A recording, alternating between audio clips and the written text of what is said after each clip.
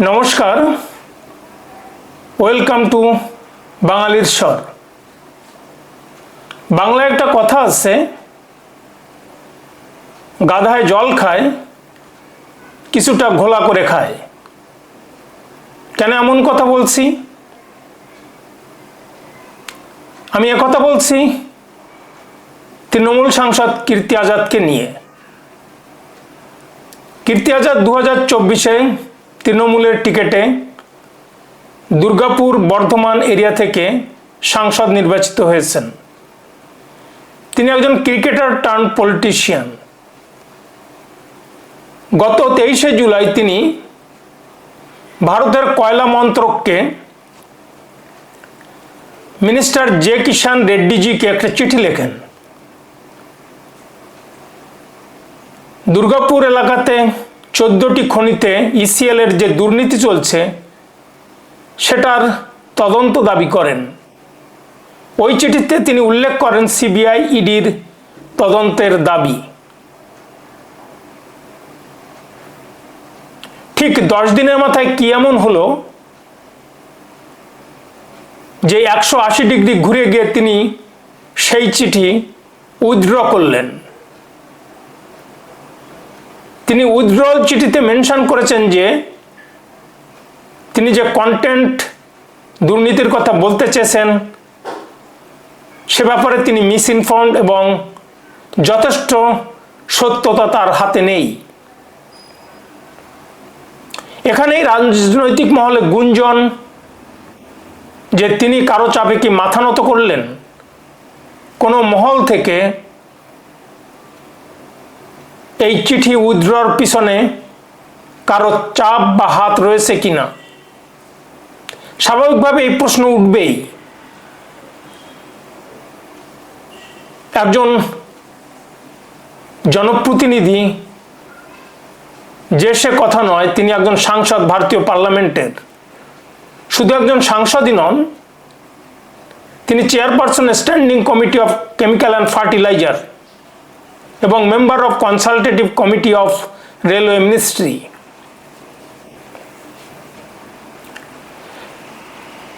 তিনি দুর্নীতির অভিযোগ করেছেন তার সাংসদ এলাকার ভিতরে।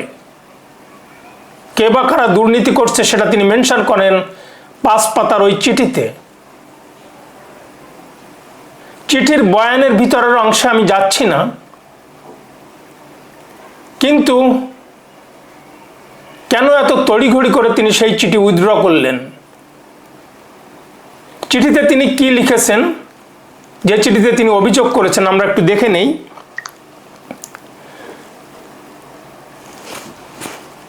তিনি কয়লা মন্ত্রকে লেখা জি কিষাণ রেড্ডি জিকে যে লেখা চিঠি, সেটাতে তিনি প্রথম পাতায় উল্লেখ করেছেন an enquiry by ED CBI would help to uncover the extent of corruption and identify those responsible, recover the losses incurred by the government, Indian government, bring about accountability and transparency in the functioning of ECL, restore the faith of employee stakeholders and the public in this organization, ECL organization, Eastern Coalfields Limited organization. I hope you will take immediate action to address this critical issue. কীর্তি আজাদ মহাশয় এটাকে একটা critical issue, এই দুর্নীতিকে critical issue হিসেবে দেখেছেন এবং investigation করার জন্য অনুরোধ করেছেন, and ensure that the necessary action measures will be taken to prevent such corruption in future. Thank you for your attention to this matter. Sincerely, কীর্তি আজাদ। অর্থাৎ এর এক কপি তিনি সেক্রেটারির কাছে পাঠিয়ে দেন, মিনিস্ট্রি অফ কোল মাইন, এক কপি ইডি, এক copy CBI এবং এক কপি বর্ধমানের যে ইসিএল অফিস সেখানে পাঠিয়ে দিয়েছেন। তিনি এই চিঠিতে ভিতরে উল্লেখ করেছেন যে কুস্তনিয়া, কাজোরা, পাণ্ডবেশ্বর রাজমহলে যে 14টি কয়লা খনি আছে, এখানে দুর্নীতি হচ্ছে এবং 1300 কোটি টাকা সরকার মিনওয়াইল লস করেছে। এখানে কি ধরনের চুরি হয় তিনি সেটাও উল্লেখ করেছেন। তিনি বলতে চাইছেন বিট কারচুপি, কয়লা চুরি, গ্রেড ম্যানিপুলেশন এবং লোকসানি যে চুক্তিগুলি হয়েছে সরকারের সাথে, এইগুলি ইডি সিবিআই ইনভেস্টিগেট করুক। প্রশ্ন হচ্ছে, রাজনৈতিক মহল তো আর ছেড়ে কথা কইবে না। বিরোধী দলের যে সাংসদরা পশ্চিমবাংলাতে আছেন, সুকান্ত মজুমদার যিনি কেন্দ্রীয় সরকারের প্রতিমন্ত্রী, বালুরঘাটের এমপি, পূর্বতন বিজেপির প্রেসিডেন্ট পশ্চিমবাংলার, তিনি তার এই চিঠি এক্স হ্যান্ডেলে পোস্ট করে কয়েকটি প্রশ্ন তুলে দিয়েছেন। তিনি প্রশ্ন করেছেন, at last TMC MP have also started demanding investigation by central agencies like CBI and ED. This letter of MP Kirti Azad shows that he has lost faith in West Bengal police. It is also surprising that most of the persons against whom complaint has been made are close associates of TMC district president of Paschim Bardhaman Narendranath Chakraborty.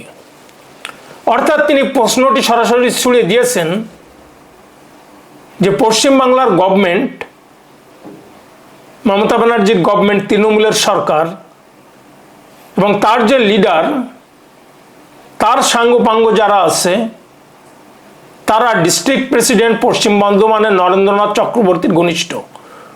এটা একটা প্রশ্ন। এখন কয়লা খনিগুলি যে চালায় তারা হলো central government, কিছু প্রাইভেট কোম্পানি, কিছু আধা সরকারি কোম্পানি।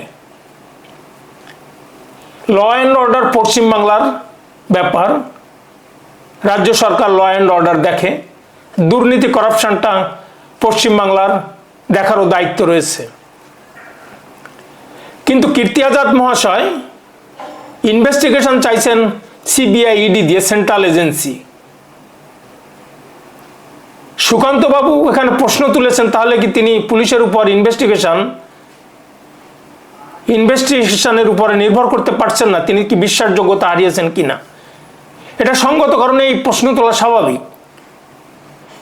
কারণ 14টি কোল মাইনে যদি দুর্নীতি হয়ে থাকে, তাহলে পুলিশ, পশ্চিমবাংলার পুলিশ, মমতা ব্যানার্জির গভর্নমেন্ট কিংবা টিএমসির গভর্নমেন্ট কেন ইনভেস্টিগেশন করছে না?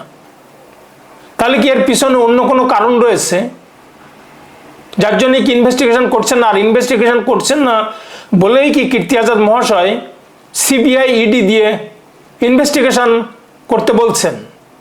ইনডিরেক্টলি প্রশ্ন উঠছে যে তাহলে তিনি পুলিশ ইনভেস্টিগেশনের উপরে নির্ভর করতে পারছেন না, কিংবা পুলিশ ইনভেস্টিগেট করে সত্য উদ্ঘাটন করতে পারবেন না, যার জন্যই তিনি কেন্দ্রীয় মন্ত্রক, কয়লা মন্ত্রককে চিঠি লিখেছেন।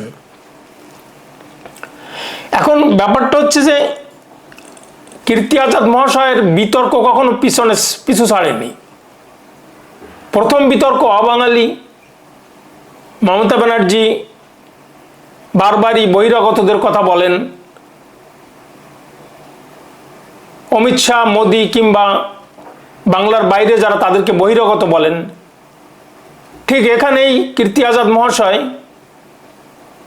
এমপি ইলেকশন করে জিতে গিয়েছেন, তিনি তখন আর বহিরাগত থাকলেন না।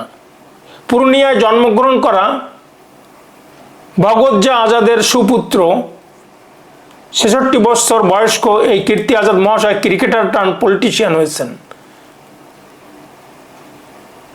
ভারতের হয়ে 7টি টেস্ট ম্যাচ খেলেছেন, খুব সংক্ষিপ্ত সময়ের জন্য ক্রিকেট জগতে বিচরণ করেছেন। এত তাড়াতাড়ি সহজে কেউ ক্রিকেট ছাড়তে চায় না, কিন্তু তিনি ছেড়েছেন। 7টি টেস্টের ভিতর আবার তিনি সুনামও অর্জন করেছেন একজন স্পিনার হিসেবে। 2012-তে এসে তিনি আইপিএল বন্ধ করার জন্য উঠে পড়ে লেগে যান, অনেক দূর পর্যন্ত তিনি সেটাকে টেনে নিয়ে যান, অনেক জল গড়ায়। 2014-তে দ্বারভাঙার বিজেপির টিকিটে সাংসদ হন। ঠিক সাংসদ হওয়ার পরে বিজেপির ভিতরে তিনি গুতাগুতি শুরু করেন। অরুণ জেটলির বিরুদ্ধে তিনি দুর্নীতির অভিযোগ তোলেন। তিনি নাকি দিল্লি ক্রিকেট অ্যাসোসিয়েশনের হয়ে দুর্নীতি পয়সা ইনকাম করেছেন। এই সমস্ত অভিযোগ আসার পরে বিজেপি তাকে সাসপেন্ড করে এবং বহিষ্কার করে। এরপরে কংগ্রেস, তারপরে দিদির হাত ধরে দিদির দয়ায় অবাঙালি বাঙালি হয়ে গেলেন, বহিরাগত এখন বাংলার ছেলে হয়ে গেলেন। দিদি বাংলার মেয়ে, কীর্তি আজাদ বাংলার ছেলে, সব কৃষ্টি কালচার সব বুঝে নিলেন। কে রবীন্দ্রনাথ, কে ঈশ্বরচন্দ্র বিদ্যাসাগর, কিভাবে সরেয়া সরেয়া পড়তে হয় লিখতে হয় সবই জেনে বুঝে ফেললেন। বাংলার ছেলে হিসেবে পরিচিতি পেলেন, যেভাবে ইউসুফ পাঠানো পেয়েছে।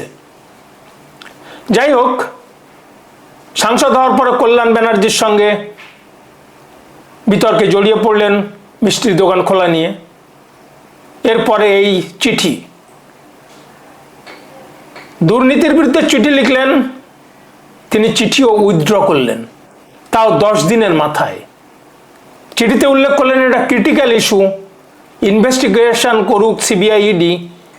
হঠাৎ করেই তিনি চিঠিতে উইথড্রর বার্তা দিলেন, ইমিডিয়েটলি উইথ ইফেক্ট। কি সেই চিঠিতে উল্লেখ করেছেন আমরা একটু দেখে নেই।